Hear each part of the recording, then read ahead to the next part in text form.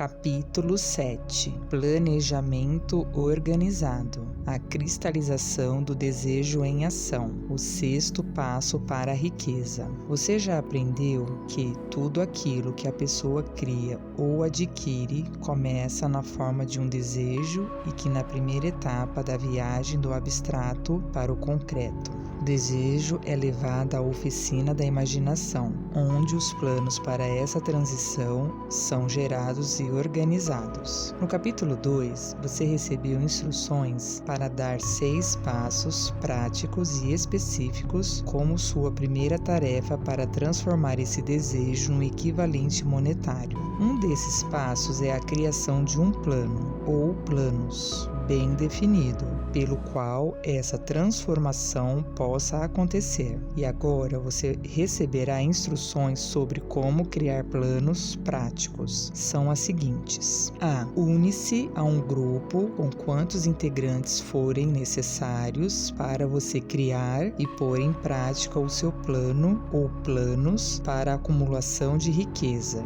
utilizando o princípio da mente mestra, descrito mais adiante. Seguir essa instrução é absolutamente fundamental. Não menospreze isso. Letra B. Antes de formar sua aliança de mente mestra, decida que vantagens e benefícios você poderá oferecer aos membros do grupo em troca da cooperação que eles lhe trarão. Ninguém vai trabalhar indefinidamente sem algum tipo de pagamento. Nenhuma pessoa inteligente pediria ou esperaria que outra trabalhasse para ela sem alguma forma de retribuição, embora ela nem sempre ocorra em termos financeiros. Letra C. Procure se encontrar com seu grupo de mente mestra pelo menos 2 vezes por semana, se possível, mas até ter aperfeiçoado o plano necessário, ou planos, para a sua acumulação de riqueza. Letra D. Mantenha uma harmonia perfeita com todos os membros do seu grupo de mente mestra. Se essa instrução não for seguida ao pé da letra, pode contar com o seu fracasso. O princípio da mente mestra não será alcançado se não houver perfeita harmonia entre vocês. Tenha em mente também os seguintes fatos. Primeiro, você está se dedicando a um empreendimento que é da maior importância em sua vida. Para ter certeza absoluta do sucesso, seus planos têm que ser impecáveis. Segundo,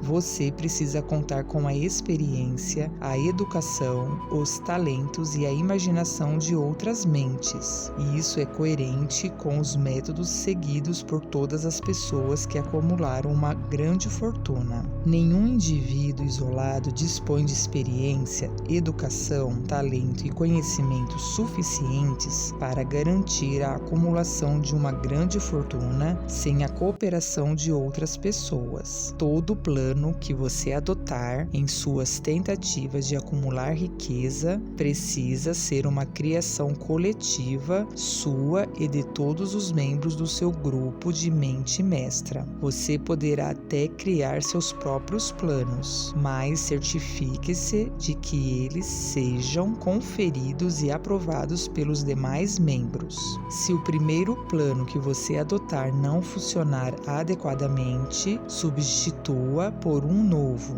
Se esse também não vingar, troque-o por outro, e assim por diante, até encontrar um plano que funcione. É nessa hora que a maioria das pessoas fracassa, porque não tem persistência de criar novos planos para substituir os que não deram certo. A pessoa mais inteligente da face da Terra não irá conseguir acumular dinheiro nem fazer qualquer outra coisa se não tiver planos práticos e viáveis. Guarde isso sempre na memória e, na hora em que um plano falhar, lembre-se de que uma derrota temporária não é um fracasso permanente. Só significa que seu plano não foi bem elaborado. Comece de novo. Thomas Alva Edison fracassou 10.000 vezes antes de encontrar a combinação perfeita para a lâmpada incandescente, ou seja, ele se deparou com 10.000 fracassos temporários antes de ver seus esforços recompensados. Uma derrota temporária só deve significar uma coisa: a certeza de que há algo de errado com seu plano. Milhões de pessoas levam uma vida pobre e infeliz porque não conta com um plano com o qual possa acumular uma fortuna. Henry Ford acumulou uma fortuna não porque tinha um intelecto superior, mas porque elaborou e seguiu um plano que se mostrou correto. Poderíamos apontar para 1.000 pessoas que receberam uma educação melhor que a de Ford, mas que viveram a vida na pobreza, porque não contavam com um plano adequado para a acumulação de dinheiro. Suas realizações não serão maiores que os seus planos, e eles precisam ser bem feitos. Isso pode parecer um axioma, mas é verdade. Samuel Insu perdeu uma fortuna de mais de 100 milhões de dólares porque seus planos não eram bem feitos. A depressão obrigou o Sr. Insu a mudar o planejamento, e a mudança ocasionou uma derrota temporária, porque os planos não foram bem elaborados. Insu é hoje um senhor de idade e talvez por isso aceite o fracasso, em vez de uma derrota temporária. Mas se a vida dele se transformar num fracasso, é porque lhe faltou o fogo da perseverança para reconstruir os planos. Ninguém é derrotado até desistir, na própria cabeça. Esse fato será repetido muitas vezes, porque é muito fácil pedir a conta ao primeiro sinal de derrota.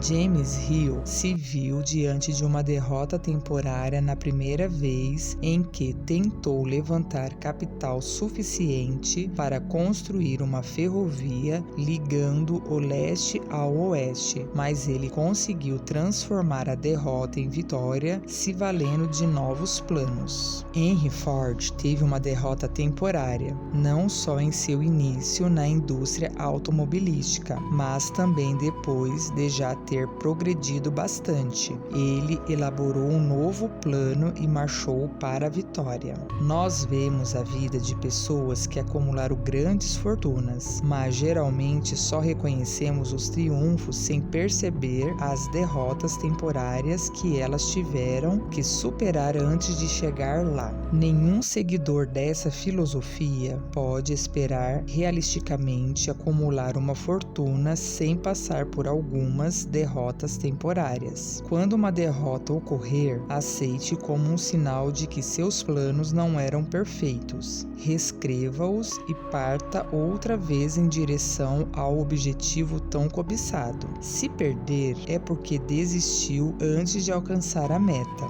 Quem desiste nunca vence, e um vencedor nunca desiste. Sublinhe esta frase.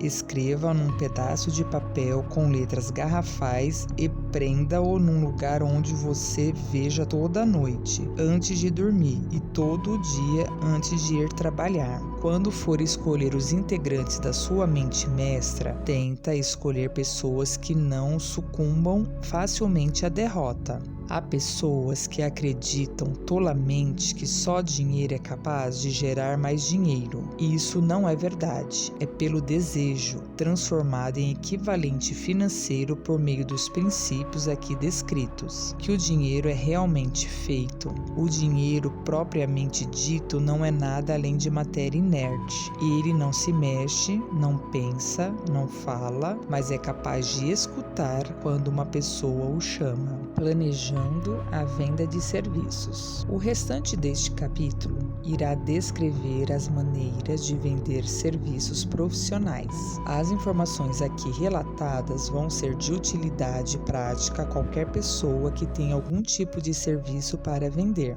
mas será de valor inestimável para os que aspiram à liderança nos respectivos ramos de atividade. Um planejamento inteligente é fundamental para se obter sucesso em qualquer qualquer empreendimento destinado à acumulação de riqueza. Aqui serão encontradas instruções detalhadas para aqueles que precisam começar a acumular riqueza pela venda de algum serviço. Talvez seja promissor saber que quase todas as grandes fortunas começaram com alguma forma de remuneração por serviços prestados ou com a venda de uma ideia. Afinal, o que mais, além de ideias e serviços profissionais, poderia oferecer uma pessoa desprovida de posses em troca de dinheiro?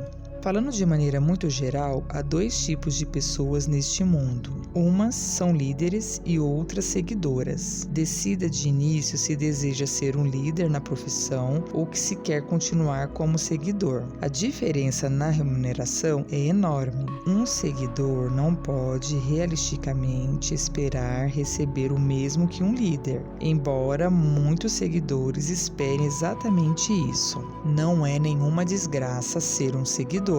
Por outro lado, não há muito mérito em ser um seguidor por muito tempo. A maioria dos grandes líderes começou seguindo alguém. São pessoas que se tornaram grandes líderes porque foram seguidores inteligentes. Com poucas exceções, a pessoa que não consegue seguir um líder de maneira inteligente não consegue se tornar um líder eficiente. A pessoa que consegue seguir um líder da maneira mais eficaz é geralmente aquela que se torna líder mais rapidamente. Um seguidor inteligente dispõe de muitas vantagens, entre elas a de adquirir os conhecimentos do líder, os grandes atributos da liderança. Os fatores mais importantes para a liderança são os seguintes: primeiro, coragem inflexível, baseada no conhecimento que se tem de si mesmo e da profissão. Nenhum seguidor quer ser dominado por um líder desprovido de coragem ou de autoconfiança. Nenhum seguidor inteligente vai ser dominado por muito tempo por um líder assim. Segundo, autocontrole. A pessoa que não consegue se controlar também não consegue controlar os outros. O autocontrole é um exemplo incrível para as pessoas que as mais inteligentes irão copiar. Terceiro,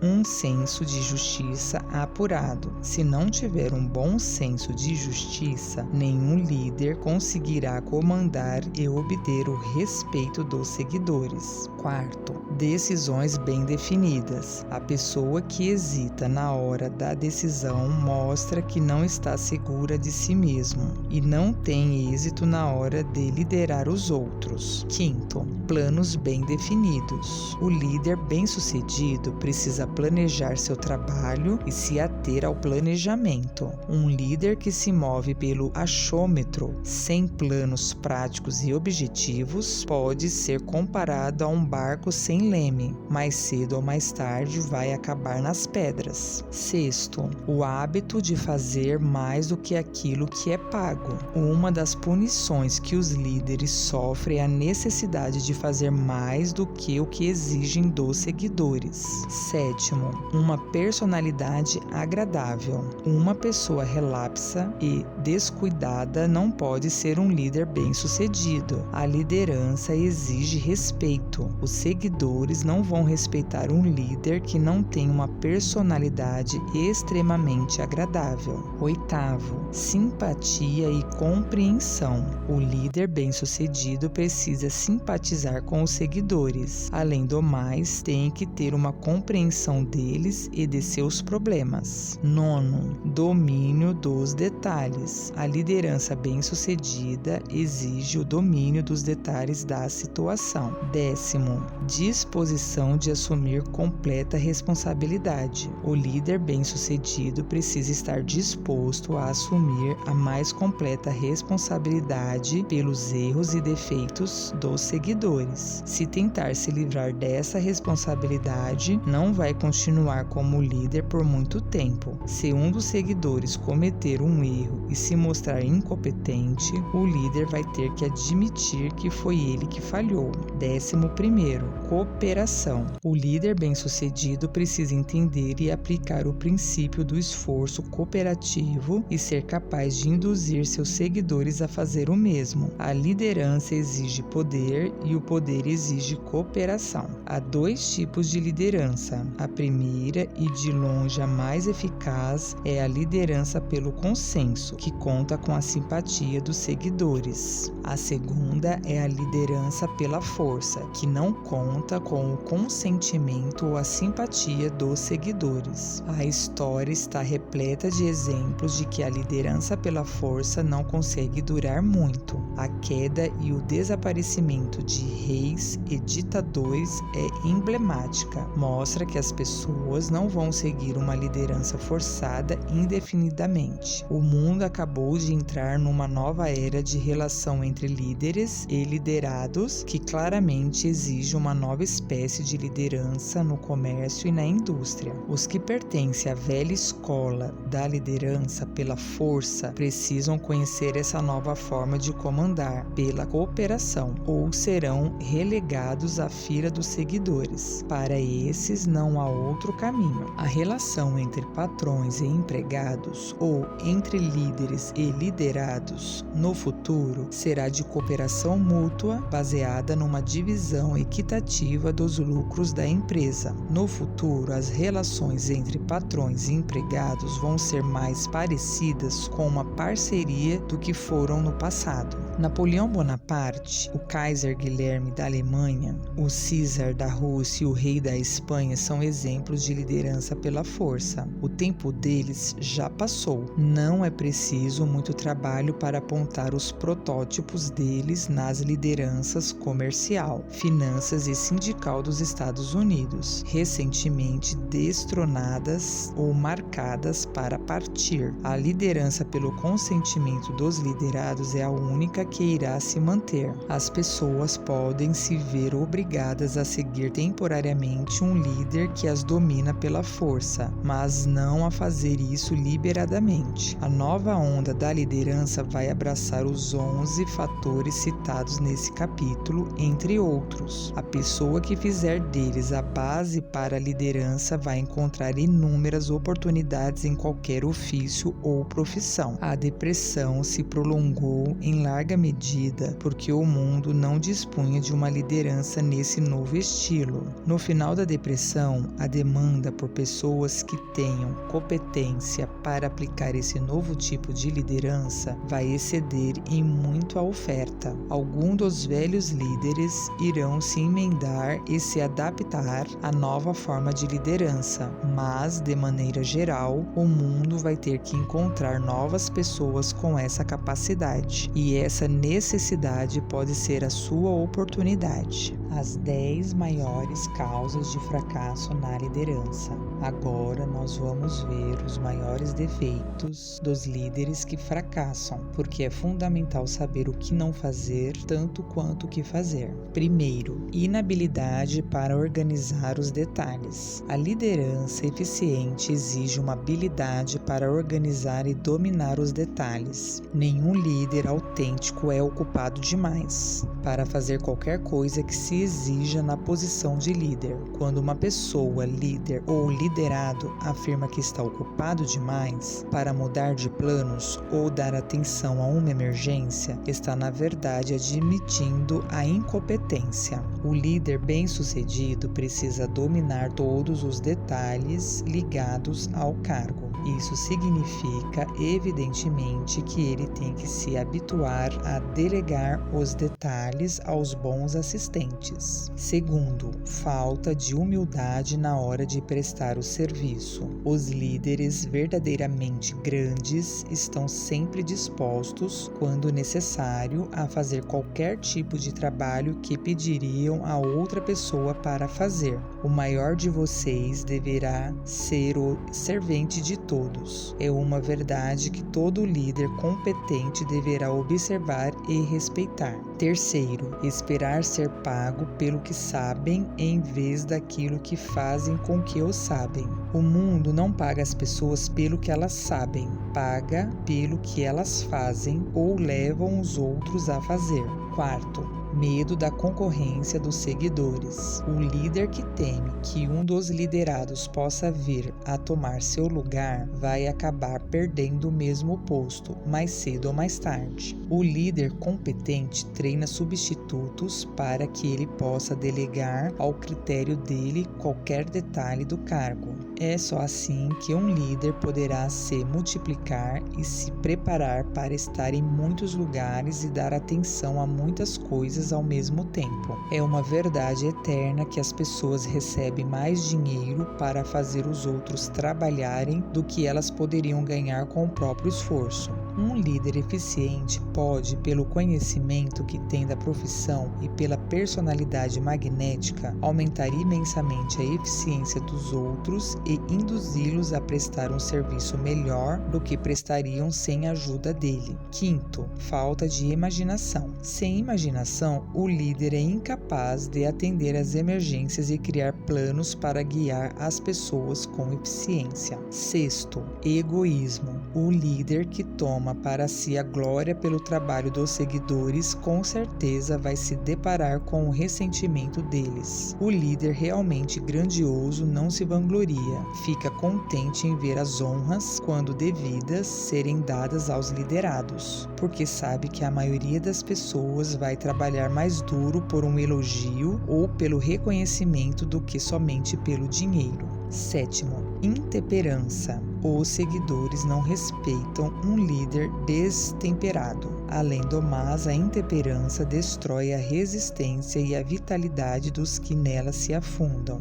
Oitavo, falta de lealdade. Talvez esse defeito devesse estar no princípio da lista. O líder que não é leal aos investidores ou aos sócios, a quem quer que esteja acima ou abaixo dele, não vai se manter na liderança por muito tempo. A deslealdade faz com que alguém fique marcado como sendo inferior e atrai um merecido desprezo. A falta de lealdade é uma das maiores causas do fracasso em todas as profissões. Nono, ênfase na autoridade da liderança. O líder eficiente lidera pelo incentivo sem tentar implantar o medo no coração dos liderados. O líder que tenta pressionar os seguidores através da autoridade entra na categoria da liderança pela força. Alguém que é um líder de verdade não vê necessidade de alardear esse fato, a não ser pela própria conduta, simpatia, compreensão, justiça e demonstração de que conhece o próprio trabalho.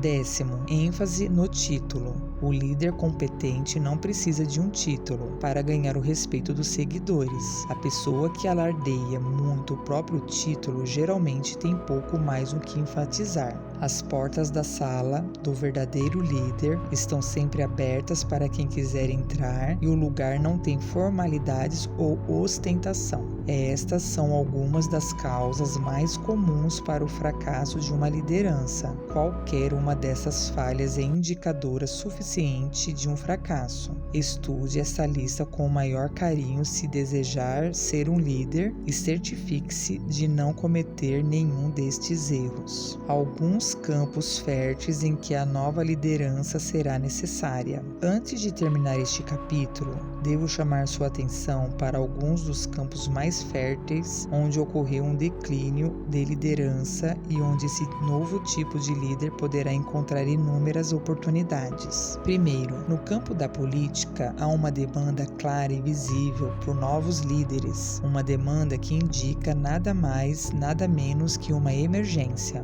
A maioria dos políticos, aparentemente, se tornou um bando de vigaristas de primeiríssima linha. Eles aumentaram impostos e destruíram a indústria e o comércio a ponto de as pessoas não aguentarem mais esse fardo. Segundo, o setor bancário está passando por uma reforma. Os líderes desse ramo perderam quase totalmente a confiança do público. Os banqueiros sentiram a necessidade de uma mudança e já começaram. Terceiro, a indústria está pedindo novos líderes. O velho tipo de líder pensava e se movia movia pensando apenas em dividendos, em vez de pensar e se movimentar pensando em equações humanas. Para durar, o futuro líder industrial precisa se ver quase como um funcionário público, cuja função é administrar a confiança de tal maneira que não cause sofrimento a qualquer indivíduo ou grupo de indivíduos. A exploração dos trabalhadores pertence ao passado. Que as pessoas que aspirem à liderança na indústria, no comércio e no movimento sindical se lembrem disso.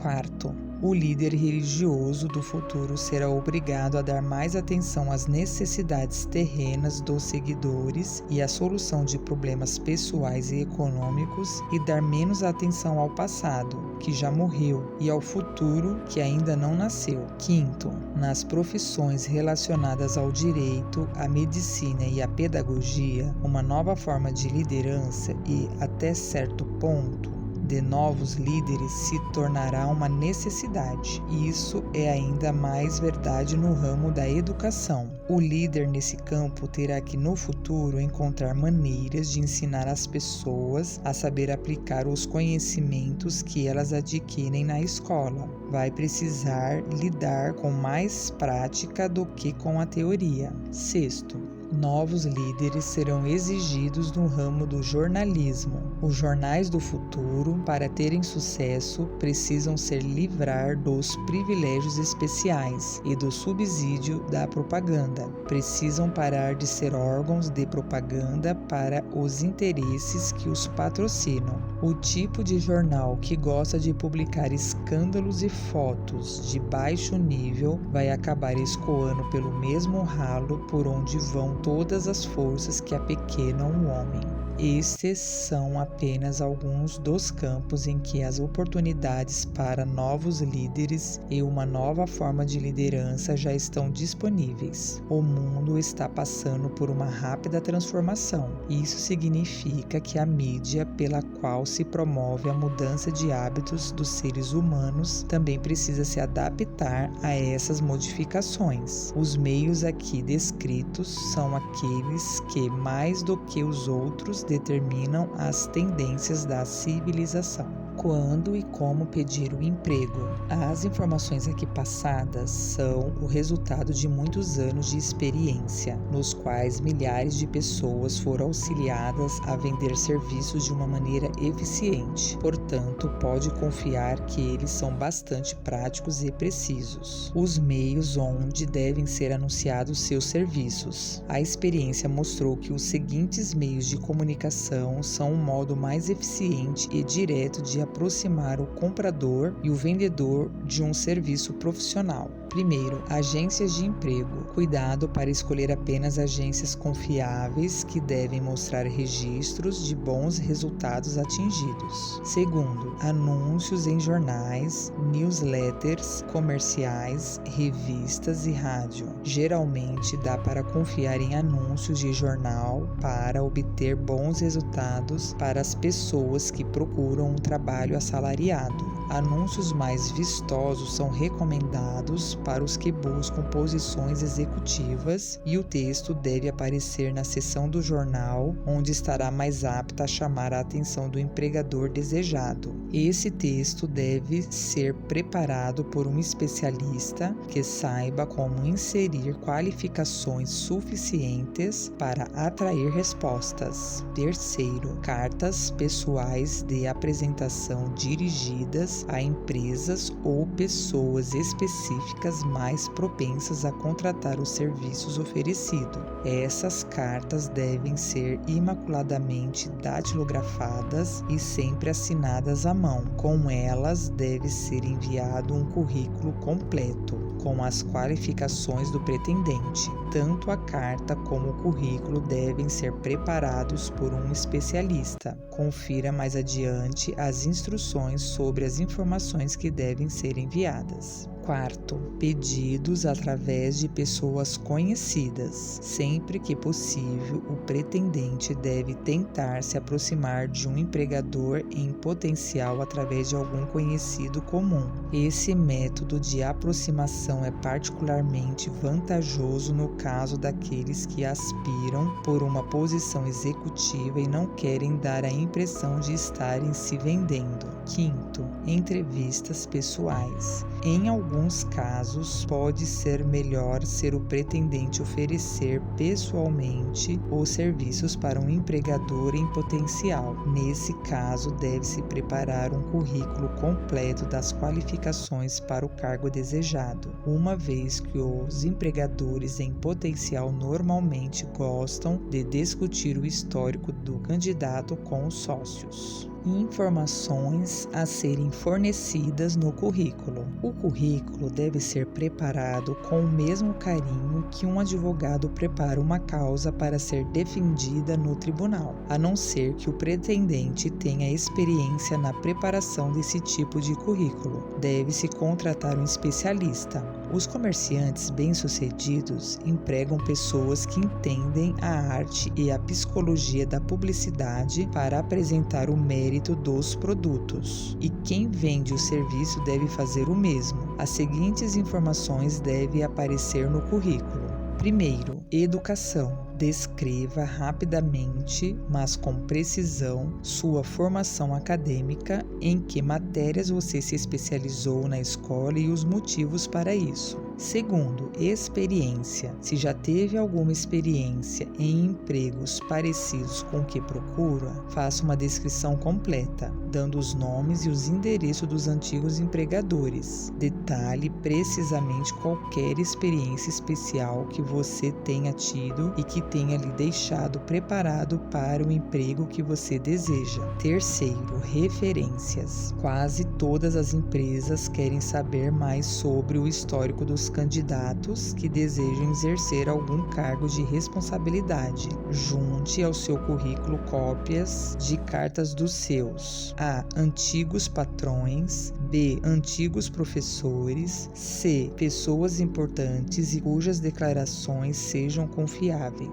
Quarto, uma foto sua. Cole no currículo uma foto recente sem moldura. Quinto, peça um cargo específico. Evite enviar um currículo sem descrever exatamente que cargo você deseja. Nunca peça qualquer emprego. Isso indica falta de conhecimento especializado. Sexto, informe suas qualificações para o cargo específico que procura. Informe especificamente as razões pelas quais você acredita ser qualificado para o cargo que deseja.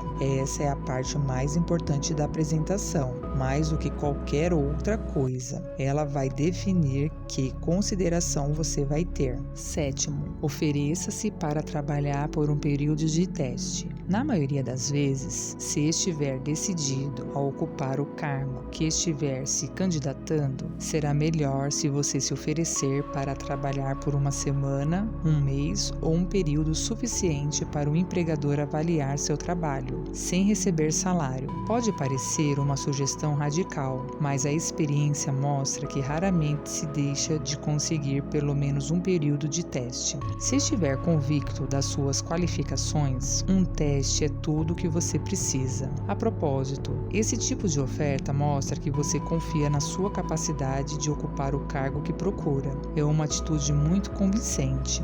Se a sua proposta for aceita e você se sair bem, é mais do que provável que acabe sendo pago pelo período de teste, mas deixe claro que a sua proposta é baseada. Letra A. Na confiança que você tem de que é capaz de ocupar a posição. Letra B. Na confiança que você tem que o empregador em potencial irá lhe empregar depois do período de teste. Letra C. Na sua determinação de conseguir a posição que aspira. Oitavo, conhecimento do negócio do seu futuro patrão. Antes de pedir um emprego, faça uma pesquisa sobre a empresa e se familiarize inteiramente com o negócio. Indique no currículo os conhecimentos que tem nessa área.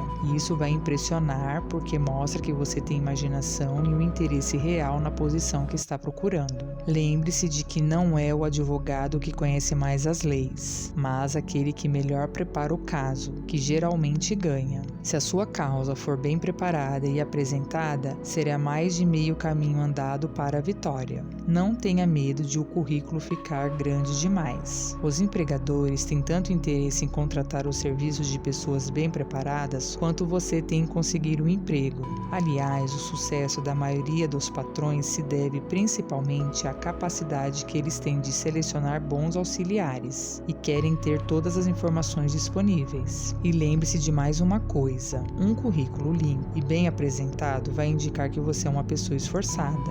Já ajudei alguns clientes a preparar currículos tão bonitos e extraordinários que o candidato foi contratado sem necessidade de uma entrevista pessoal. Quando tiver completado seu currículo, providencie para que ele tenha uma bela encadernação, com uma capa escrita por um calígrafo e dizeres semelhantes a esses. Resumo das qualificações de candidato ao cargo de, secretário particular do, presidente da e o nome da companhia. Não se esqueça de trocar os nomes em cada currículo que mandar. Em toque pessoal, com certeza vai chamar a atenção. Faça com que o currículo seja datilografado ou mimeografado com o maior cuidado, no melhor papel possível e encadernado com capa dura, podendo mudar a encadernação e o nome da empresa, se for enviada a mais de uma. Sua foto deve ser colada numa página do currículo. Siga essas instruções ao pé da letra, aperfeiçoando-as com o que mais a sua imaginação sugerir. Os vendedores bem-sucedidos cuidam da própria apresentação. Eles sabem que a primeira impressão é a que fica. Seu currículo é o seu vendedor. Arranje umas roupas alinhadas para ele, de modo a estabelecer um contraste com qualquer coisa que o seu empregador já tenha visto na vida. Se a posição que você quer ocupar vale a pena, então trate de se esmerar. Além do mais, se você se vender a um empregador de um modo que sua persona impressione, provavelmente já vai começar ganhando mais do que se aparecesse como um candidato comum. Se procurar uma vaga por uma agência de empregos ou de publicidade, peça ao agente para mandar cópias do currículo quando for vender seus serviços. Isso vai fazer com que tanto os agentes como os empregadores potenciais lhe deem a prioridade. Como conseguir exatamente o emprego que você deseja? Todo mundo gosta de trabalhar naquilo que faz melhor. Um artista adora pintar. Um artesão adora trabalhar com as mãos. Um escritor ama escrever. As pessoas que tiverem talentos menos definidos normalmente se inclinam por um determinado tipo de comércio ou indústria. Se tem uma coisa que os Estados Unidos têm de vantagem é que eles oferecem uma ampla gama de profissões, desde arar o solo até manufaturas, marketing e muitas outras profissões para se exercer. Primeiro, decida exatamente qual é o emprego que você quer. Se o emprego não existir, talvez você deve inventá-lo. Segundo, escolha a empresa ou a pessoa para quem você deseja trabalhar. Terceiro, estude seu empregador em potencial, analisando estratégias, recursos humanos e chances de progresso. Quarto, analisando seus próprios talentos, sua personalidade e habilidades, veja o que pode oferecer e planeje maneiras de conceder vantagens, serviços, avanços e ideias que você realmente acredita que pode entregar ao empregador. Quinto, não se preocupe com um emprego, não se preocupe que tem uma vaga aberta ou não. Não se preocupe com o roteiro habitual de "o senhor tem um emprego para mim?". Concentre-se no que você pode oferecer. Sexto, quando tiver o seu plano na cabeça, contrate um redator experiente para colocá-la no papel em detalhes. Sétimo, envie-o à pessoa que tem autoridade para contratar, que ela cuida do resto. Toda empresa está sempre procurando gente que possa contribuir com algo de valor, sejam ideias, serviços ou conexões. Toda empresa tem espaço para alguém com um plano definido de ação que seja útil e vantajoso para o negócio. Essa linha de ação pode dar alguns dias ou semanas de trabalho extra, mas a diferença no salário, no seu progresso e na possibilidade de conquistar reconhecimento pode poupar anos de trabalho duro e mal remunerado. As vantagens são muitas, a principal é que provavelmente vai lhe poupar de uns 5 anos para alcançar a meta desejada.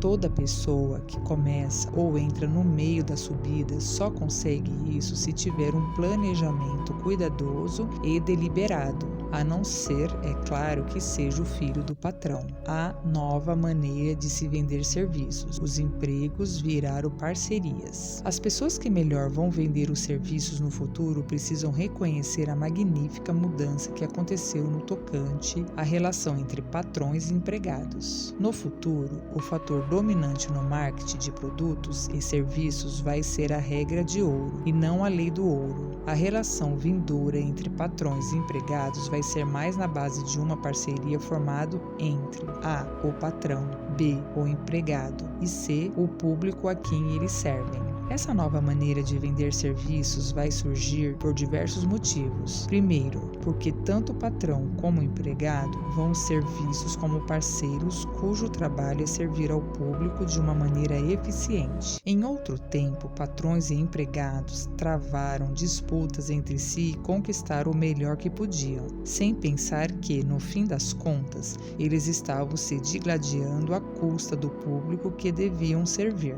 A depressão serviu como um sonoro protesto de um público insatisfeito, cujos direitos foram pisoteados de todas as formas por aqueles que clamavam lucros e vantagens individuais. Quando a poeira da depressão assentar e os negócios voltarem ao normal, tanto patrões como empregados vão ter que reconhecer que não têm mais o direito de travar disputas à custa das pessoas que deveriam servir. O patrão do futuro será o público consumidor, e isso deve ser uma prioridade na mente de quem deseja vender serviços de uma maneira eficiente. Quase todas as ferrovias dos Estados Unidos estão em dificuldades. Quem não se lembra da época em que, quando um cidadão perguntava o horário do trem no guichê, era mandado de maneira automática para o quadro de avisos em vez de receber uma resposta educada? As empresas de bonde também passaram por um choque de realidade. Houve uma época em que os motorneiros se orgulhavam de brigar com os passageiros. Muitos desses bondes já não existem mais, e os passageiros agora andam de ônibus, cujos motoristas são a gentileza em pessoa. Em todos os Estados Unidos, os bondes estão enferrujando por falta de uso ou foram substituídos. Os tempos agora são outros. Além do mais, essa mudança não se reflete apenas nos guichês das estações ferroviárias ou nos bondes, mas também em outras profissões. Aquela atitude de o público que se dane agora pertence ao passado. Foi substituída por uma política de "podemos ajudar, senhor?". Os banqueiros aprenderam uma ou duas lições durante o período de rápidas mudanças dos últimos anos. Hoje, a falta de educação de um funcionário ou de um diretor de banco são tão raras quanto eram ostensivas uns 10 anos atrás. No passado, alguns banqueiros, evidentemente nem todos, se portavam com um ar de austeridade que fazia com que todo tomador potencial de empréstimo sentisse um arrepio cada vez que se aproximava de um banqueiro para fazer o pedido. Milhares de falências bancárias durante a depressão tiveram o efeito de derrubar as portas de Morgan atrás das quais os banqueiros se escondiam. Hoje as portas deles estão abertas e eles podem ser vistos e consultados por qualquer depositante ou por quem queira falar com eles, e toda a atmosfera dos bancos passou a ser de cortesia e cooperação. Era comum que os clientes tivessem que esperar em pé na quitanda da esquina até que os funcionários parassem de bater papo com os amigos, ou que o dono fosse depositar o dinheiro no banco antes de serem atendidos. As redes de lojas administradas por pessoas gentis, capazes de fazer tudo, com exceção de engraxar os sapatos dos clientes, empurraram esses antigos comerciantes para baixo. O tempo não para. Gentileza e serviço são as palavras de ordem no comércio hoje em dia e se aplicam tanto a quem presta serviços quanto a seu patrão, porque no fim das contas ambos são empregados pelo público a quem servem. Se não servirem bem, acabam pagando com a perda do privilégio de servi-los. Todos nós nos lembramos da época em que o leitor do gás batia na porta com tanta força que parecia que ia derrubá-la. Quando a porta era aberta, ele entrava sem cerimônia, com uma careta no rosto que dizia claramente: "Como ousa me deixar esperando?" Tudo isso também mudou. Agora o homem da leitura se comporta como um cavalheiro que está encantando em poder servi-lo, Senhor. Antes que as companhias de gás descobrissem que os funcionários debochados estavam causando um prejuízo irrecuperável, os bons vendedores de querosene apareciam e ofereciam um serviço impecável. Durante a depressão, passei vários meses na região do carvão antracito da Pensilvânia, analisando as questões que acabaram com aquela indústria. Em várias descobertas significativas estava o fato de que a ganância dos operadores e dos empregados era a maior causa da perda de negócios para os operadores e perda de empregos para os mineiros. Devido à pressão de um grupo de líderes sindicais excessivamente zelosos, representando os empregados, e da ganância pelo lucro por parte dos operadores, o negócio do antracito mingou rapidamente. Os operadores de carvão e seus empregados se debatiam em disputas espinhosas, repassando o custo das disputas para o preço do carvão, até que, finalmente, eles acabaram descobrindo que criaram um belíssimo negócio para os fabricantes de lâmpadas de querosene e para os produtores de óleo cru. O salário do pecado é a morte. Muita gente já leu esse versículo na Bíblia, mas poucos descobriram o real significado. Agora e há muitos anos, o mundo inteiro teve que ouvir à força um sermão que poderia muito bem se chamar: aquilo que um homem planta, ele haverá de colher. Nada tão nefasto como uma depressão pode ser chamado de mera coincidência. Por trás da depressão houve um motivo. Nada acontece sem uma causa. De maneira geral, a causa da depressão pode ser traçada diretamente ao hábito de tentar colher sem primeiro plantar. Mas não se deve entender isso de modo a pensar que a depressão é uma safra que o mundo está sendo obrigado a colher sem tê-la plantado. O problema é que o mundo lançou as sementes erradas. Qualquer agricultor sabe que não pode semear espinhos e colher uma safra de grãos. No início da Grande Guerra, os povos do mundo começaram a lançar sementes e serviços que eram inadequados, tanto em matéria de quantidade como de qualidade. Quase todo mundo se ocupava do passatempo de receber antes de dar. Os exemplos a seguir servem para chamar a atenção daqueles que querem vender serviços, que é por causa da própria conduta que estamos no lugar em que estamos e somos o que somos. Se há um princípio de causa e efeito que controla o mundo dos negócios, dos transportes e das finanças, esse mesmo princípio controla os indivíduos e determina a posição econômica. Qual é o seu consciente de QQE? As causas do sucesso para a venda eficaz e permanente de um serviço foram descritas nitidamente, a não ser que essas causas sejam estudadas, analisadas, compreendidas e postas em prática. Ninguém poderá vender serviços de uma maneira eficaz e permanente. Todo mundo tem que ser seu próprio vendedor. A qualidade e a quantidade do serviço prestado e o espírito com que é prestado determinam em larga escala a remuneração e a duração do emprego. Para vender serviços profissionais eficientemente, o que significa um mercado permanente a um preço satisfatório sob condições agradáveis, é preciso adotar a fórmula do QQE, ou seja, qualidade mais quantidade mais o devido espírito de cooperação, que é igual venda perfeita do serviço. Não se esqueça da fórmula do QQE, mas faça mais do que isso. Habitue-se a aplicá-la. Analisemos agora a fórmula para nos certificar de que compreendemos exatamente o que ela quer dizer. Primeiro, qualidade do serviço. Compreende a atenção a cada detalhe e o cumprimento da função da maneira mais eficiente possível, tendo sempre o objetivo de atingir a maior eficácia possível. Segundo, quantidade de serviço. diz respeito ao hábito de prestar todo o serviço que você for capaz, o tempo todo, com o objetivo de aumentar a quantidade de serviços prestados, já que quanto mais você praticar e ganhar experiência, mais habilidade terá. Novamente se enfatiza a palavra hábito.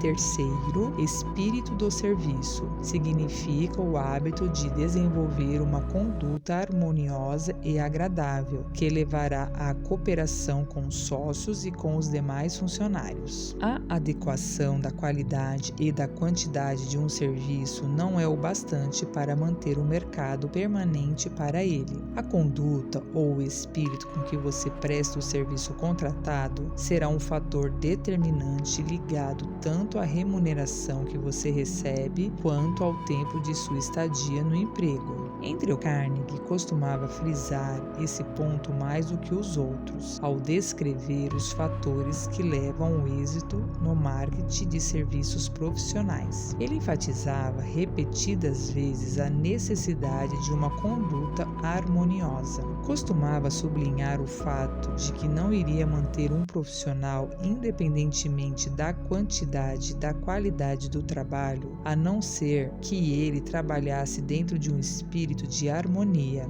Andrew Carnegie exigia que as pessoas fossem agradáveis. Para provar que tinha essa qualidade em alta conta, permitiu muitas pessoas que se adequassem aos padrões dele se tornarem extremamente ricas. Portanto, a importância de uma personalidade agradável foi destacada porque é um fator que permite que os profissionais prestem seu serviço dentro do espírito adequado. Se alguém tiver uma personalidade agradável e trabalhar no espírito de harmonia, essas vantagens geralmente compensam as deficiências tanto na qualidade como na quantidade do serviço. No entanto, nada pode substituir uma conduta agradável. O valor patrimonial do seu serviço. A pessoa cuja renda advém exclusivamente da venda de serviços profissionais é tão comerciante quanto aquela que vende mercadorias. E deve-se acrescentar, está sujeita às mesmas regras de conduta de um comerciante de mercadorias. Destacamos isso aqui porque a maioria das pessoas que vive da venda de serviços comete o erro de se considerar livre das regras de conduta e das responsabilidades daqueles que se dedicam a comercializar mercadorias. A nova maneira de se vender serviços praticamente obriga o patrão e o empregado a formar parcerias que são verdadeiras alianças, através das quais ambos levam em consideração o direito de uma terceira pessoa, que é o público que elas servem.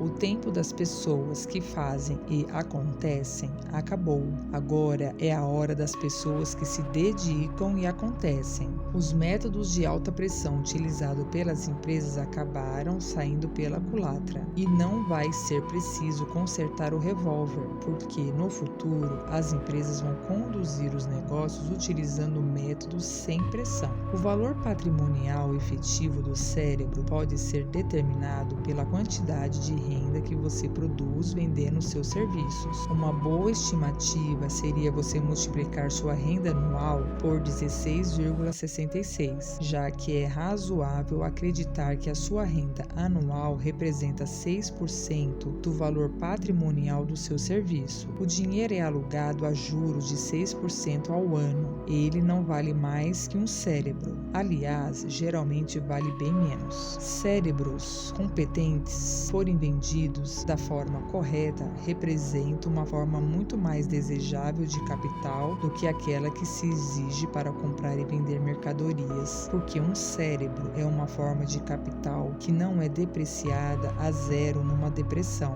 nem pode ser roubado ou gasto. Além do mais, o dinheiro, que é tão fundamental para tocar um negócio, tem tão pouco valor quanto uma duna de areia, até que ele tenha sido devidamente misturado com um cérebro. As 30 maiores causas dos fracassos. Quantas estão lhe atrasando? A maior tragédia da vida é ver as pessoas tentarem com toda a vontade e fracassarem. E essa tragédia ocorre com a grande maioria das pessoas que fracassam. em comparação às poucas que têm êxito na vida. Tive o privilégio de analisar milhares de homens e mulheres, sendo que 98% deles são considerados fracassados. Deve haver alguma coisa extremamente errada com uma civilização e em um sistema de ensino que permite que 98% das pessoas passem pela vida como fracassadas. Mas eu não escrevi este livro para dar lições de moral sobre o que o mundo tem de certo ou de errado.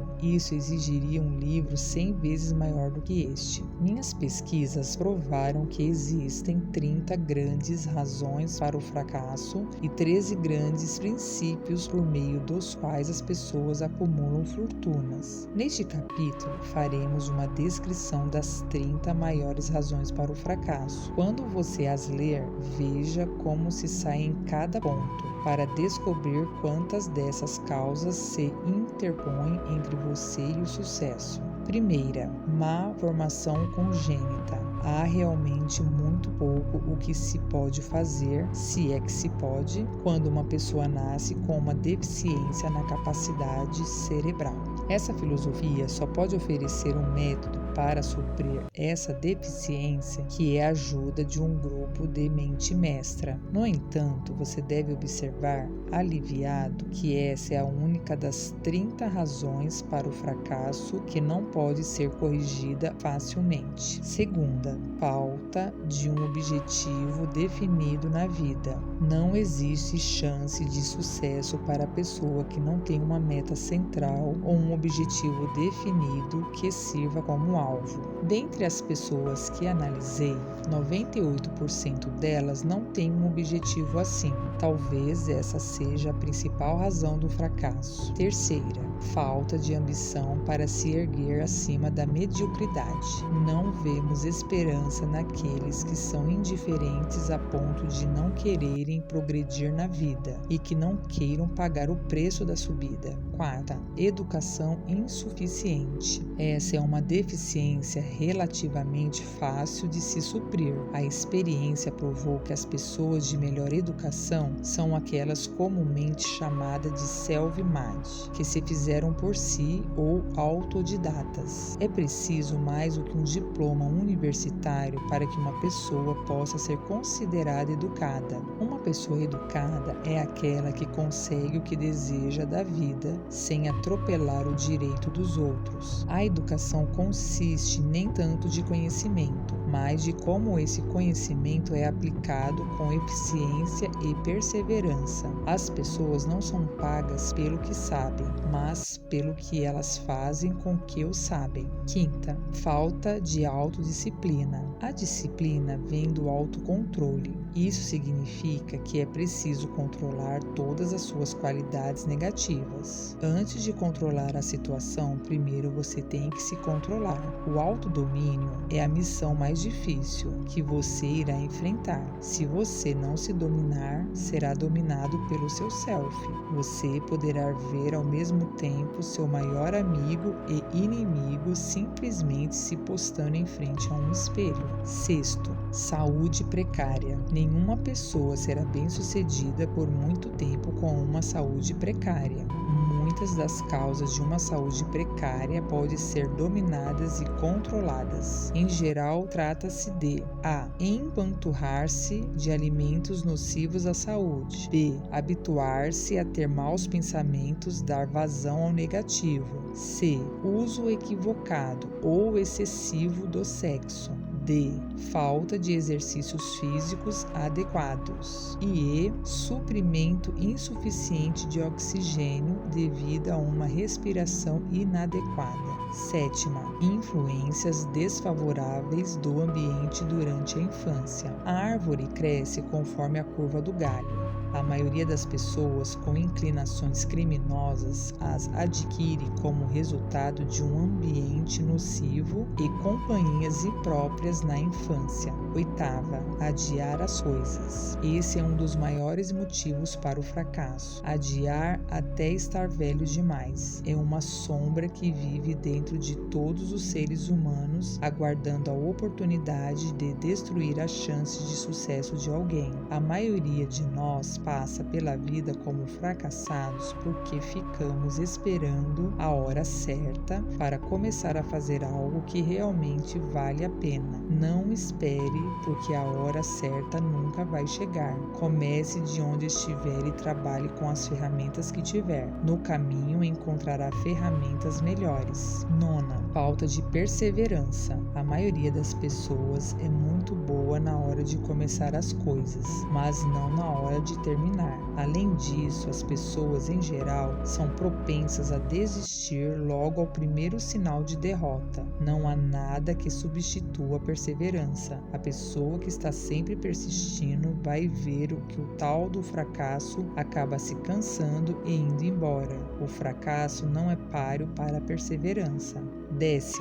Uma personalidade negativa. Não há chance de sucesso para aquele que repele as pessoas com uma personalidade negativa. O sucesso decorre do uso do poder e o poder é obtido através do esforço coletivo das pessoas. Uma personalidade negativa não gera cooperação. 11. Descontrole do impulso sexual. A energia sexual é o estímulo mais poderoso que leva as pessoas à ação. Como essa também é a emoção mais poderosa, ela precisa ser controlada, transformada e desviada para outros canais. 12. Um desejo incontrolável de receber alguma coisa sem dar nada em troca. O instinto do jogo leva milhões de pessoas ao fracasso. Prova disso pode ser encontrada no estudo sobre o crash da Bolsa de 1929, em que milhões de pessoas tentaram ganhar dinheiro apostando com dinheiro emprestado. 13. Falta de um poder de decisão bem definido. As pessoas bem-sucedidas tomam decisões rapidamente e só mudam quando mudam bem devagar. Já os fracassados só tomam uma decisão quando tomam muito lentamente e mudam de opinião rapidamente com a frequência. A indecisão é a irmã gêmea dos adiamentos, onde uma vai, a outra segue atrás. Mate essa dupla antes que ela o prenda à pedra trituradora do fracasso. 14. Um ou mais dos 6 medos básicos. Esses medos serão analisados no capítulo mais adiante. Eles precisam ser contidos antes que você possa vender bem seus serviços. 15. Casar-se com a pessoa errada. Essa é uma causa bem comum para o fracasso. O casamento faz duas pessoas terem um contato muito íntimo. A não ser que a relação seja harmoniosa, é bem provável acontecer um fracasso. Além disso, é o tipo do fracasso que será profundamente marcado pela infelicidade, destruindo qualquer vestígio de ambição. 16. Prudência excessiva. Uma pessoa que não arrisca nada geralmente tem que pegar aquilo que sobrou depois que os outros escolheram. O excesso de prudência é tão negativo quanto a imprudência. São dois extremos a se evitar. A vida sempre envolve algum grau de risco. 17.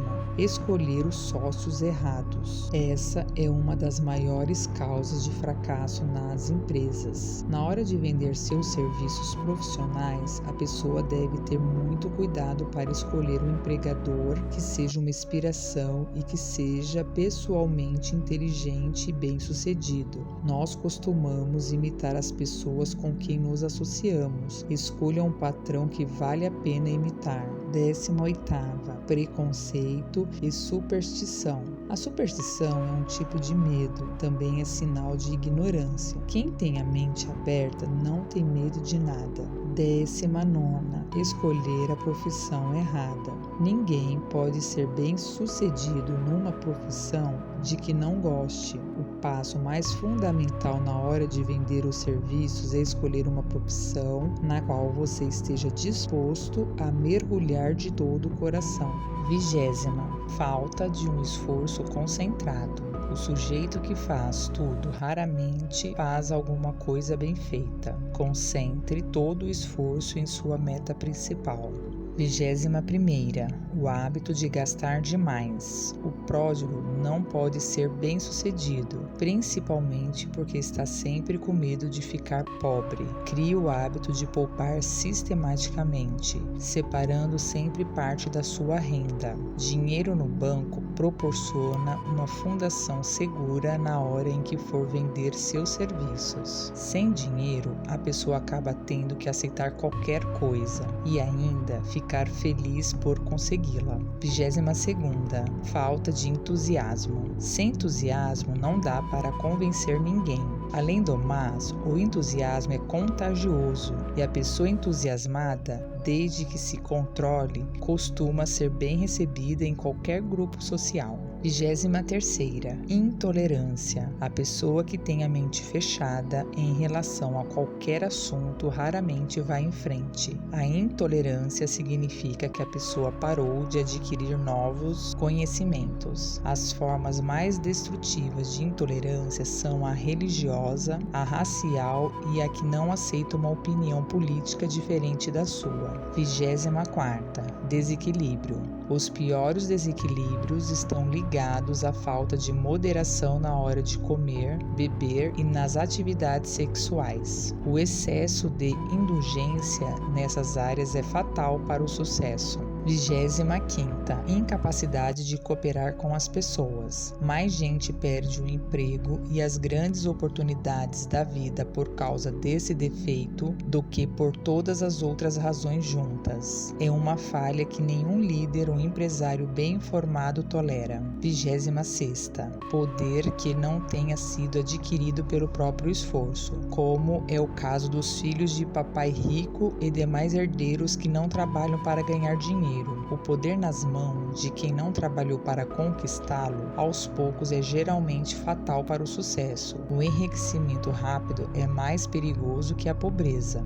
27ª. Desonestidade proposital. Nada substitui a honestidade. Uma pessoa pode ser temporariamente desonesta por conta de uma circunstância que não pode controlar, sem que isso gere um prejuízo permanente. Mas não há salvação para quem é deliberadamente desonesto. Mais cedo ou mais tarde, ele vai acabar sendo pego e pagará com a perda da reputação e talvez até mesmo da liberdade. 28ª. Egotismo e vaidade. Essas qualidades costumam servir como sinais de alerta para afastar as pessoas. São fatais para o sucesso.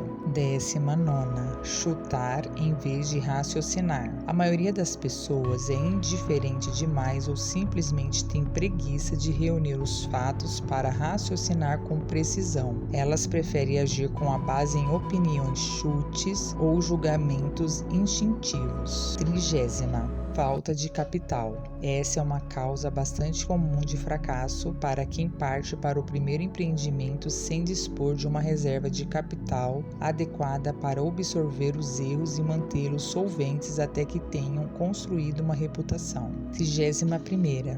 Neste número, escreva qualquer causa específica de fracasso que já lhe aconteceu e que não tenha aparecido na lista. Nas 30 principais causas para o fracasso, encontramos uma ampla descrição da tragédia da vida, que vale para praticamente todo mundo que tenta e fracassa. Ajudaria muito se você pudesse convencer alguém que lhe conhece bem a passar esta lista com você e fazer a avaliação em relação a cada item. Talvez seja melhor do que fazer sozinho. A maioria das pessoas não consegue se ver como os outros a veem. Você pode ser uma delas. Há muito tempo já se diz: conhece-te a ti mesmo. Se você quer ter sucesso vendendo um produto, tem que conhecer bem o produto. O mesmo vale na hora de vender serviços profissionais. Você deve conhecer todos os seus defeitos para poder superá-los e, se possível, até eliminá-los. Também deve conhecer seus pontos fortes para chamar a atenção para eles quando vender seus serviços, e você só pode se conhecer fazendo uma análise precisa. A ignorância de si mesmo foi demonstrada por um jovem que se candidatou candidatou ao cargo de gerente de uma empresa conhecida. Ele vinha causando uma boa impressão até a hora em que o gerente perguntou qual era a sua pretensão salarial. Ele respondeu que não tinha uma quantia fixa em mente, falta de um objetivo definido. O gerente disse: "Então vamos pagar o que você merecer depois de uma semana de teste." "Não aceito", respondeu o candidato, "porque ganho mais do que isso onde eu trabalho." Antes de sequer pensar em pedir um aumento de salário no atual emprego ou de procurar emprego em outro lugar, certifique-se de que você realmente vale mais do que ganha. Uma coisa é querer ganhar mais dinheiro, todo mundo quer,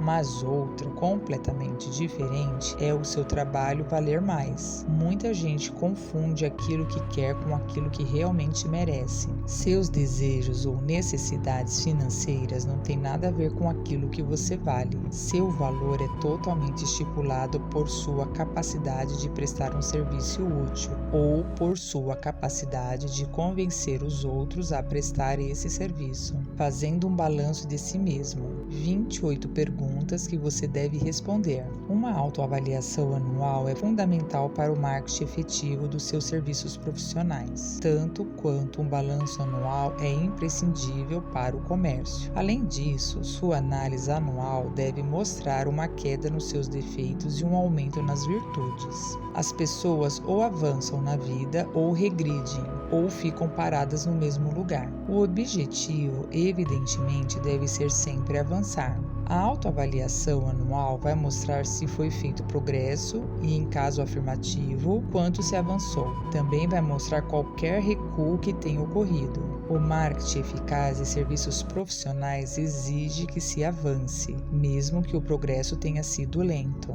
Sua autoavaliação pode ser feita no final de cada ano, de modo que você possa incluir nas suas decisões de ano novo qualquer melhoria que a análise recomendar. Percorra essa lista fazendo a si mesmo as seguintes perguntas e conferindo as respostas com a ajuda de alguém que não vai permitir que você se iluda com falsas respostas.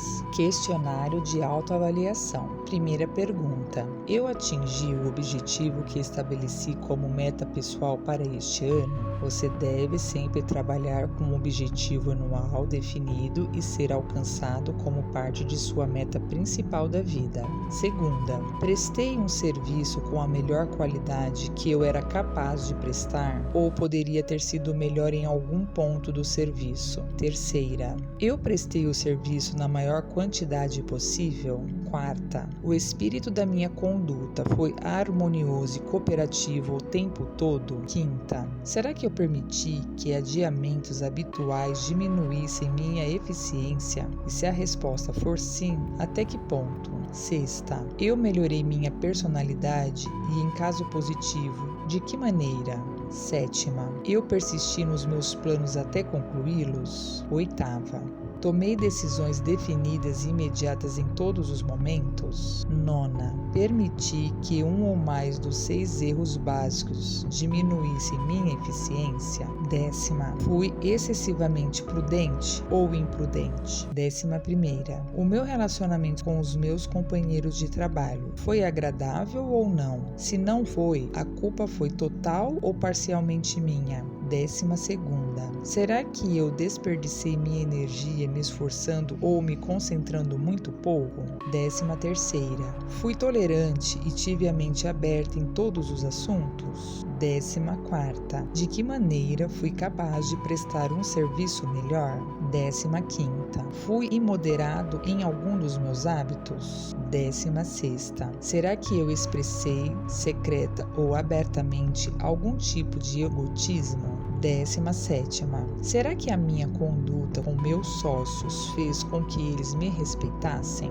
18ª, minhas decisões e opiniões foram feitas na base do chute ou foram pensadas e analisadas? 19ª, eu tive o hábito de orçar meu tempo meu faturamento e as minhas despesas? Fui conservador nas estimativas? 20ª. Quanto tempo me dediquei a esforços que não trouxeram lucro algum e que poderia ter sido usado de uma maneira mais produtiva? 21ª. Como é que eu poderia realocar o meu tempo e mudar os meus hábitos para ser mais eficiente no próximo ano? 22ª. Fui culpado de algum tipo de conduta que a minha consciência não aprovou? 23ª. De que modo prestei um serviço melhor e maior do que fui pago para prestar? 24ª. Fui injusto com alguém? E se sim, de que maneira? 25ª. Se eu mesmo tivesse contratado os meus serviços por um ano, teria ficado satisfeito com a aquisição? 26ª. Estou na profissão certa? Se a resposta for não, por que não? 27ª. O contratante dos meus serviços ficou satisfeito com o serviço prestado? Se a resposta for não, por que não? E por último, 28ª. Que nota eu me dou em relação aos princípios fundamentais do sucesso? Avalie-se de uma maneira franca e justa e peça a confirmação de alguém que seja corajoso e preciso. Depois que você ler e assimilar todas as informações contidas neste capítulo, vai estar pronto para criar um plano prático de marketing para os seus serviços profissionais. Neste capítulo, você encontrou uma descrição adequada de todos os princípios fundamentais para o planejamento de venda de serviços profissionais, incluindo as maiores características da liderança, os motivos mais comuns para o fracasso de um líder, uma descrição dos campos de oportunidade para a liderança, os principais motivos para o fracasso em qualquer profissão e as perguntas mais importantes que devem ser respondidas numa autoavaliação. Essa apresentação tão extensa e detalhada foi incluída porque ela se fará necessária na hora em que você precisar dar início à sua acumulação de riqueza, oferecendo serviços profissionais. Os que perderam o dinheiro que tinham e os que estão começando a ganhar dinheiro agora não têm nada a oferecer a não ser o próprio trabalho profissional em troca de dinheiro. Por isso é fundamental que eles tenham à disposição todas as informações práticas necessárias para vender seus serviços da melhor maneira possível. A informação presente neste capítulo será de grande valor para todos os que aspiram ser líderes nas profissões e vai ser especialmente útil para quem quiser vender serviços como executivos. Assimilar e compreender todas as informações aqui passadas vai ajudar muito na hora de vender serviços e também vai ajudá-lo a analisar e avaliar melhor as pessoas. Essa informação é inestimável para os diretores de recursos humanos, gerentes de contratação e outros executivos incumbidos de selecionar funcionários e manter empresas eficientes. Se estiver duvidando, faça um teste respondendo por escrito as 28 perguntas da autoavaliação. Pode ser muito interessante e proveitoso, mesmo que não duvide da pessoa que preencheu. Onde e como encontrar as oportunidades para acumular riqueza? Agora que nós analisamos os princípios da acumulação de riqueza, a pergunta mais natural a fazer é: onde se encontram as oportunidades favoráveis para aplicar esses princípios? Muito bem, façamos um balanço e vejamos o que os Estados Unidos da América têm a oferecer a quem quer ganhar muito ou pouco dinheiro. Para começar, é bom que todos nós nos lembremos que moramos num país onde todo cidadão que obedece às leis goza de um nível de liberdade de pensamento e de ação sem paralelo em outros países do mundo. A maioria de nós nunca se deu conta das vantagens que essa liberdade nos traz. Nunca comparamos nossas liberdades ilimitadas com a liberdade restrita dos demais países. Aqui nós dispomos de liberdade de pensamento, liberdade de escolha e disponibilidade de educação, liberdade religiosa, política, de escolher um comércio ou profissão,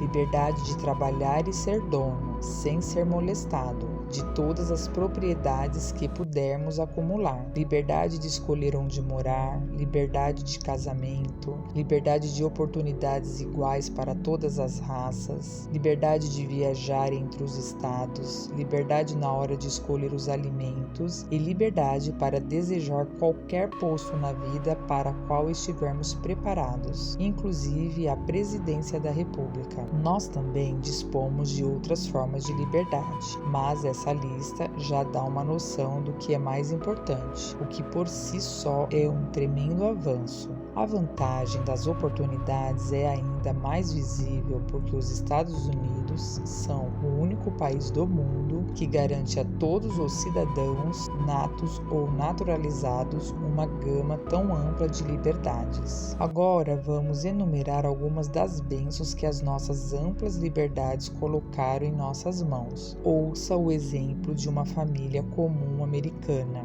ou seja, uma família de renda média, e some os benefícios disponíveis para cada membro da família, nesse país de fartura e oportunidades. Letra A. Comida. Ao lado da liberdade de pensamento e de ação, as 3 necessidades básicas da vida são alimentos, roupas e abrigo.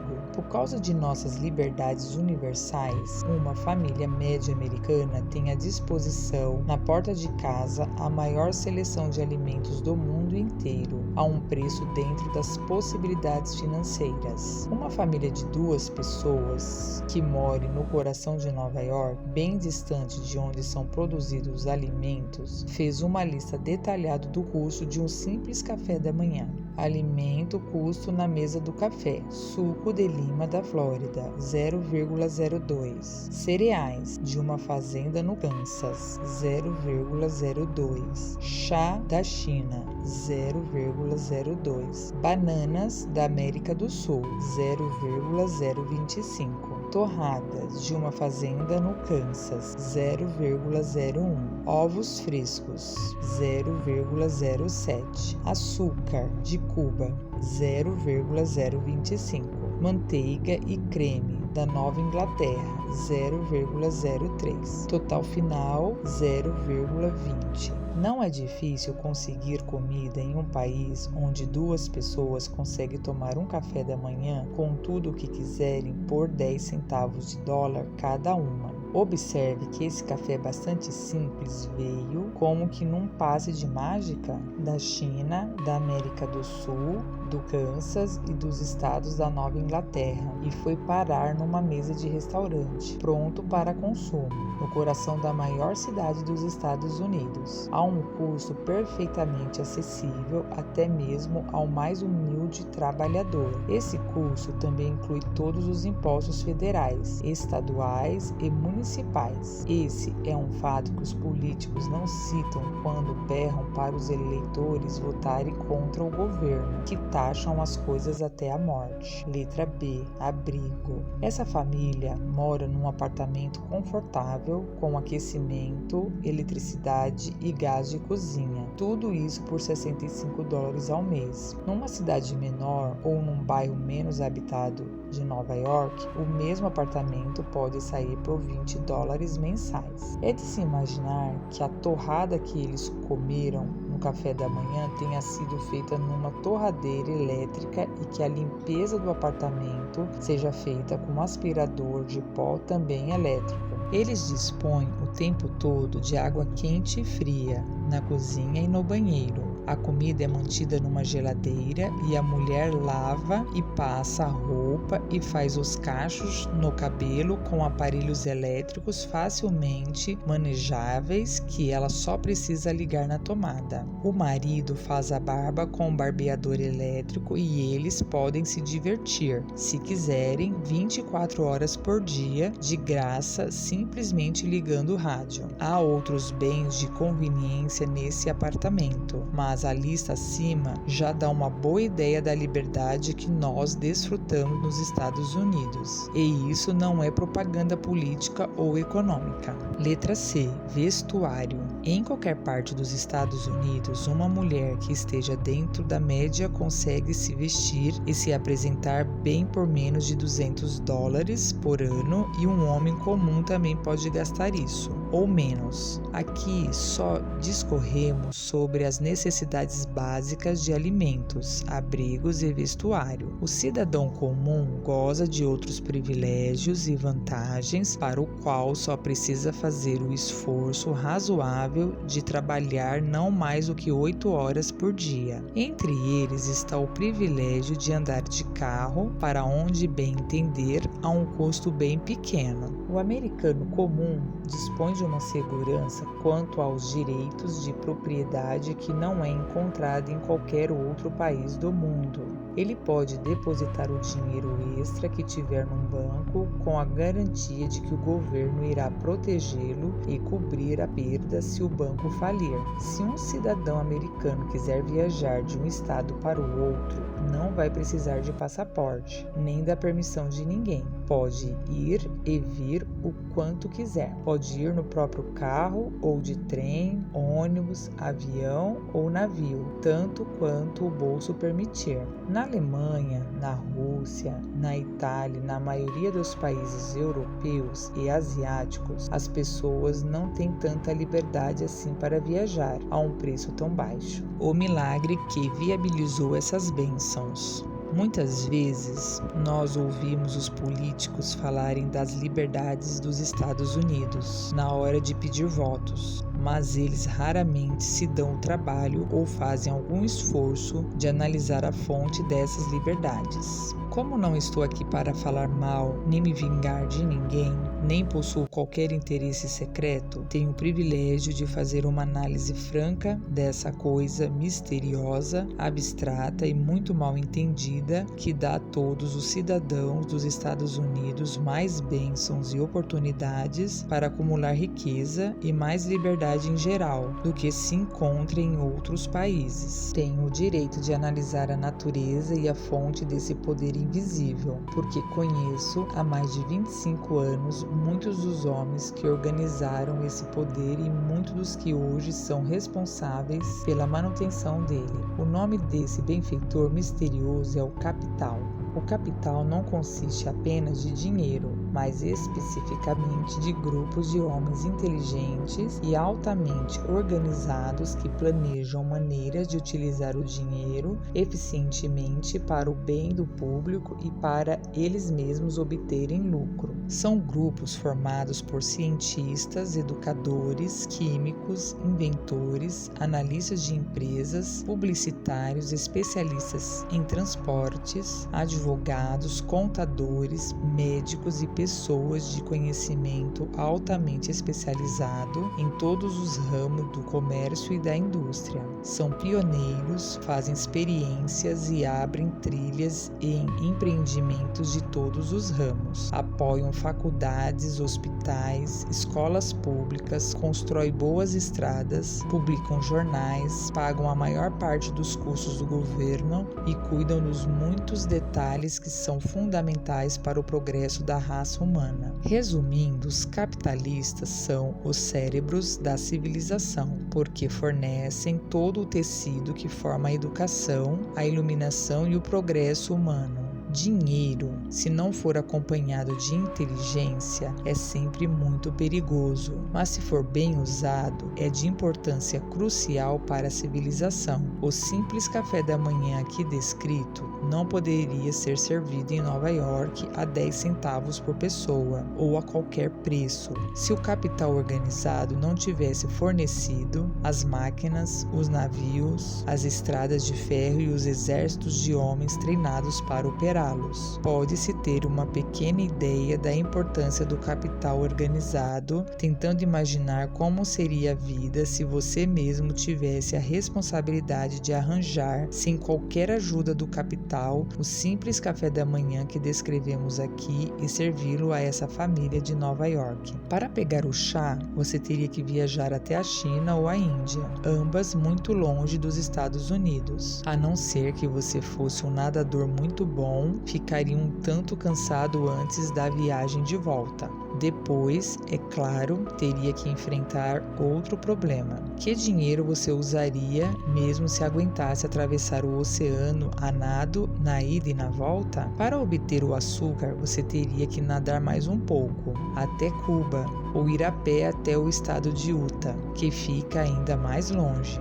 Mas, mesmo assim, talvez você voltasse de mãos abanando, porque são necessários dinheiro e esforço organizado não só para produzir o açúcar, mas também para refiná-lo, transportá-lo e servi-lo numa mesa de café em qualquer ponto dos Estados Unidos. Os ovos você poderia obter em qualquer granja perto de Nova York, mas teria que caminhar muito até a Flórida e depois voltar, antes de poder servir 2 copos de suco de lima. Depois teria que andar um pouco mais até o Kansas ou um dos outros estados agrícolas quando quisesse suas 4 fatias de pão. E os cereais você teria que riscar de sua lista, porque esses só são viabilizados pelo trabalho e a organização de muita gente junto da maquinaria adequada, e tudo isso exige capital. Enquanto estivesse descansando, você poderia nadar mais um pouquinho até a América do Sul e obter um cacho de bananas. E na volta poderia caminhar até a fazenda mais próxima e comprar manteiga e creme. Só aí sua família em Nova York poderia sentar e tomar o café da manhã, e por todo esse esforço você só ganharia 20 centavos. Parece absurdo, não é mesmo?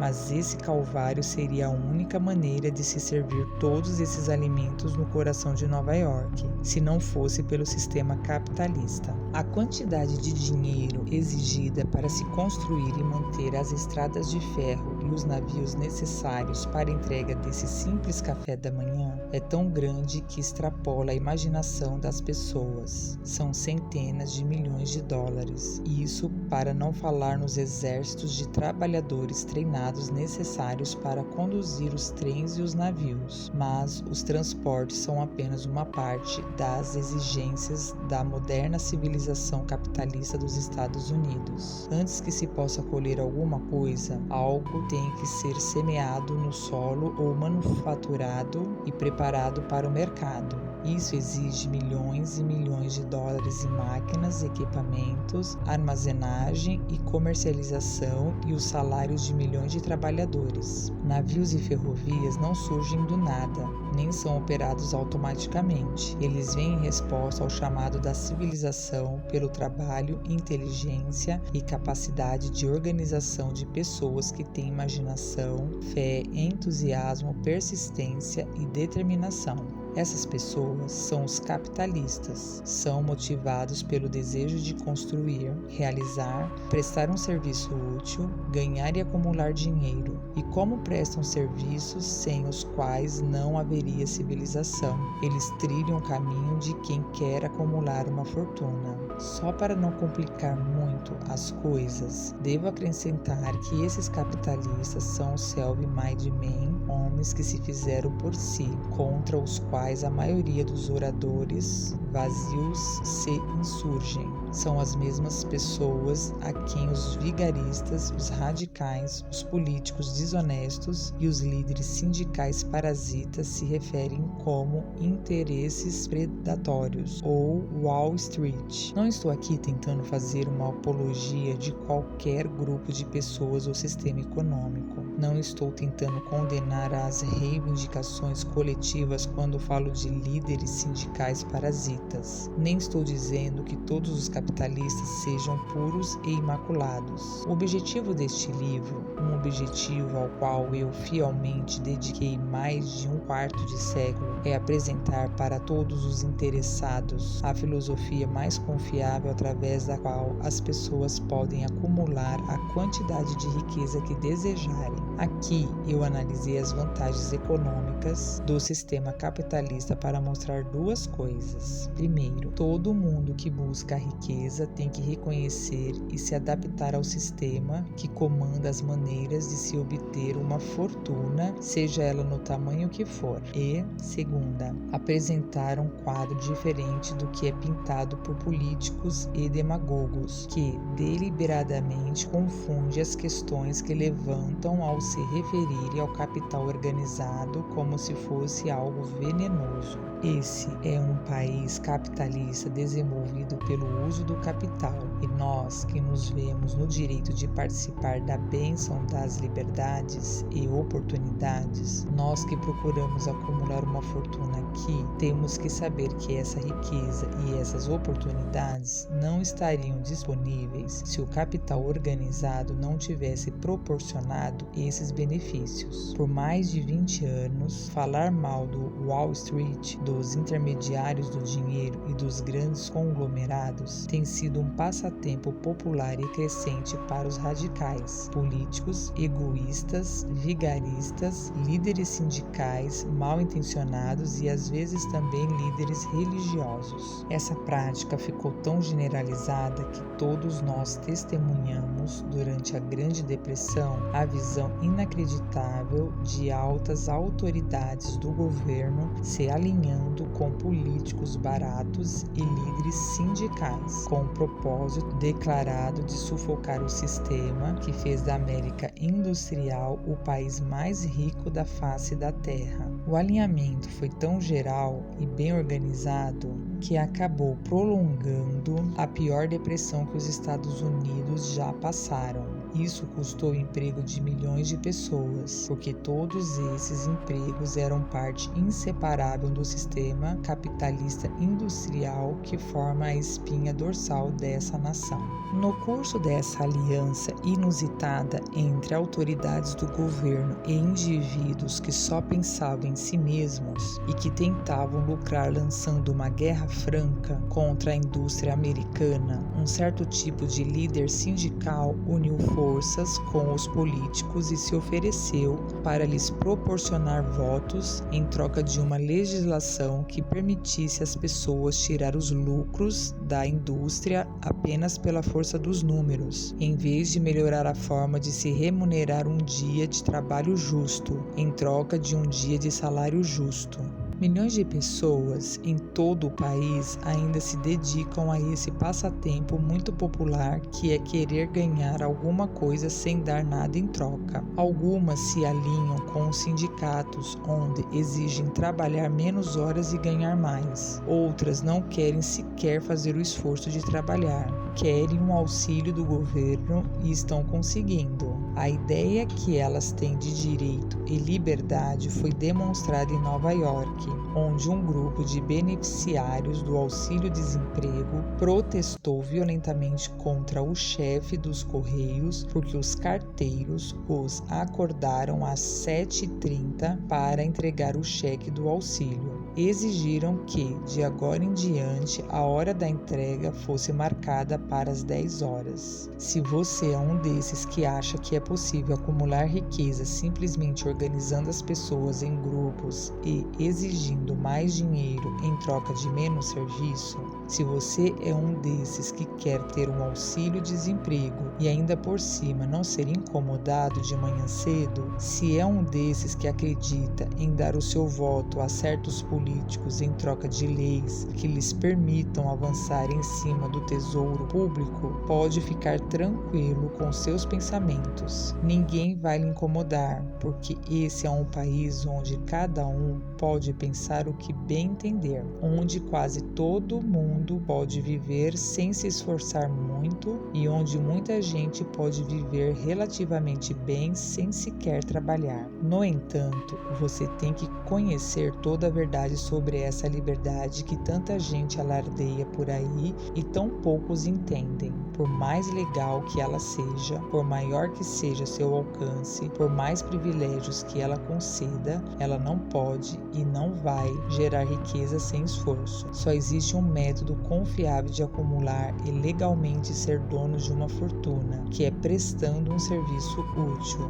Nenhum sistema jamais foi criado só pela força dos números, ou sem, de alguma maneira, dar algo de valor equivalente. Tem um princípio chamado de lei da economia. É muito mais que uma teoria. É uma lei que ninguém é capaz de desobedecer. Anote bem o nome desse princípio e lembre-se dele, porque ele é muito mais poderoso que os políticos e suas máquinas. Está acima e além do controle de todos os sindicatos. Ele não pode ser dobrado, influenciado ou corrompido por vigaristas ou líderes autoconcentrados de qualquer profissão. Além disso, a economia tem olhos que enxergam tudo e um sistema perfeito de contabilidade, onde ela mantém contas exatas das transações de todos os seres humanos que tentam ganhar alguma coisa sem dar nada em troca. Mais cedo ou mais tarde, os auditores acabam aparecendo, conferem os livros das pessoas ricas e pobres e mandam a conta.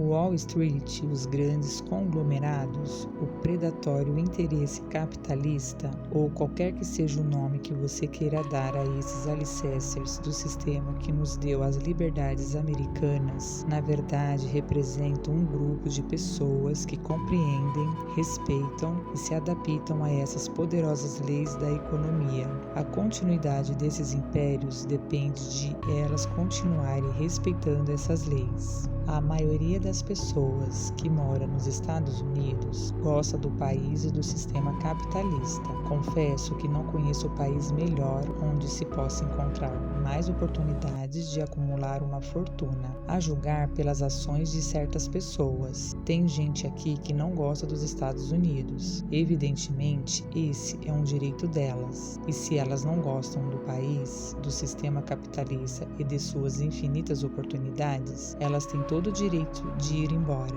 Sempre haverá outros países, como a Alemanha, a Rússia e a Itália, onde se pode ser livre e acumular riqueza desde que não chame muita atenção.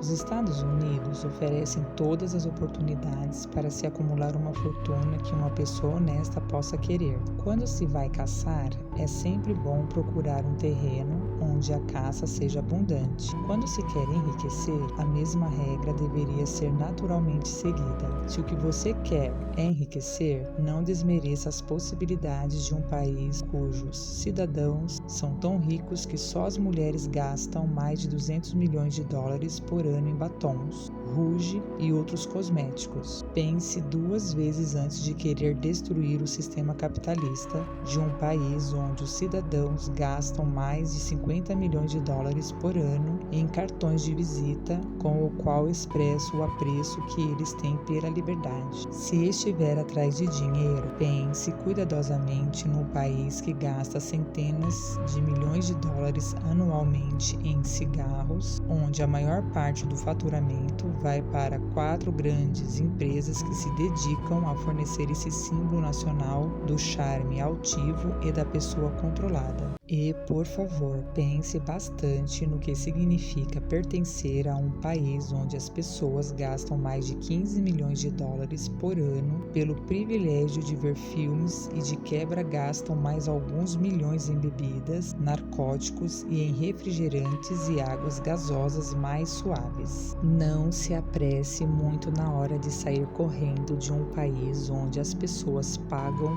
de livre e espontânea vontade, chegam a ficar ansiosas para pagar para assistir a jogos de futebol, basquete e lutas de boxe. E por favor, apoie um país onde seus habitantes gastam mais de 1 milhão de dólares por ano em chicletes e mais 1 milhão em lâminas de barbear individuais. Lembre-se também que essa é só uma pequena amostra das fontes disponíveis para acumulação de dinheiro. Aqui só mencionamos alguns dos luxos e das despesas não essenciais, mas lembre-se de que o negócio de produzir, transportar e comercializar esses produtos emprega regularmente muitos milhões de trabalhadores que todo mês recebem pelos serviços prestados muitos milhões de dólares e os gastam livremente, tanto nos luxos como nas as necessidades básicas. E não deixe de se lembrar com todo carinho que no meio de toda essa troca de mercadorias por serviços pessoais podem-se encontrar muitas oportunidades de se ganhar uma fortuna. A liberdade americana ajuda bastante. Não há nada que lhe impeça de fazer um pouco do esforço necessário para tocar em frente qualquer um desses empreendimentos. Se a pessoa tiver talento, formação ou experiência digna de nota, pode acumular uma enorme fortuna. Os que não forem tão bem aquinhoados podem acumular uma quantidade menor, e todos podem ganhar a vida em troca de uma quantidade razoável de trabalho. Por isso, você é que sabe. A oportunidade abriu um balcão à sua frente. Dê um passo à frente, escolha o que você quer, crie o seu plano,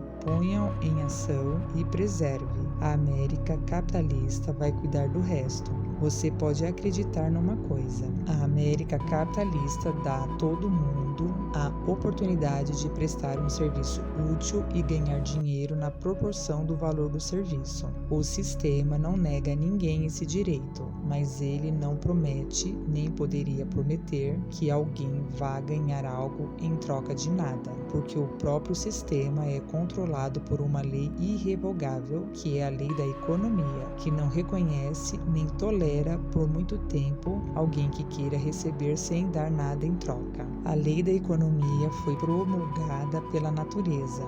Não há uma Supreme Corte a qual quem viola essa lei possa recorrer. A lei pune quem a viola e recompensa adequadamente quem a observa, sem qualquer interferência ou possibilidade de interferência da parte dos seres humanos. A lei não pode ser revogada. É tão fixa quanto as estrelas no firmamento e está sujeita, além de fazer parte, ao mesmo sistema que controla as estrelas. Uma pessoa pode se recusar a se adaptar à lei da economia? Claro que sim. Este é um país livre, onde todos são nascidos com direitos iguais, aí incluído o direito de ignorar a lei da economia. E aí, o que acontece? Bem, nada acontece até que muitas pessoas unam esforços com o propósito declarado de lhe desobedecer e de conseguir o que quiserem à força. Aí vem a ditadura, com metralhadoras e esquadrões de morte bem organizados. Nós ainda não chegamos a esse ponto nos Estados Unidos, mas já ouvimos tudo o que precisávamos saber sobre como esse sistema funciona. Talvez sejamos privilegiados de não termos que conhecer pessoalmente uma realidade tão dolorosa. Sem dúvida, vamos preferir continuar com a nossa liberdade de ação,